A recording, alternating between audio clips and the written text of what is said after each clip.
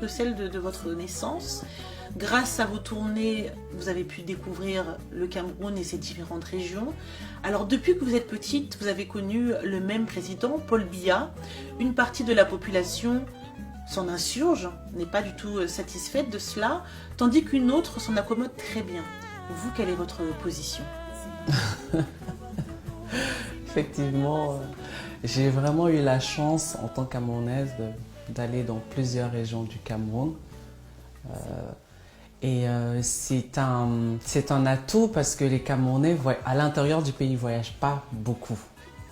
Donc chacun reste dans sa région, reste dans sa ville. Souvent on grandit et puis les autres on les voit toujours comme si c'était un peu des étrangers. D'où l'appellation de l'Afrique en miniature. C'est vraiment un pays qui du nord au sud est complètement différent. Les gens ont des postures différentes, des cultures différentes. D'ailleurs on a presque plus de 200 langues au Cameroun.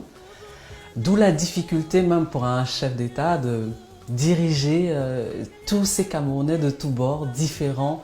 Mais j'avoue que moi, par exemple, je n'ai connu que le président actuel. Qu'est-ce que ça me ferait du bien d'avoir une autre proposition, de se dire que c'est une époque qui est inéluctablement révolue aujourd'hui et qu'on a besoin de voir ce que ce pays peut apporter à cette jeunesse-là qui est différente.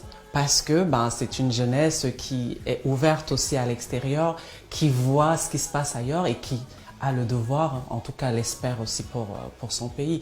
Donc moi je pense que il est temps qu'on nous propose autre chose, il est temps que le Cameroun se développe parce que tant qu'il n'y a pas d'alternance, il n'y a pas véritablement de développement possible. Je pense que l'État actuel est arrivé à bout de ce qu'il pouvait proposer au Cameroun et que humblement, il gagnerait à céder la place à une nouvelle gouvernance, sans rancune.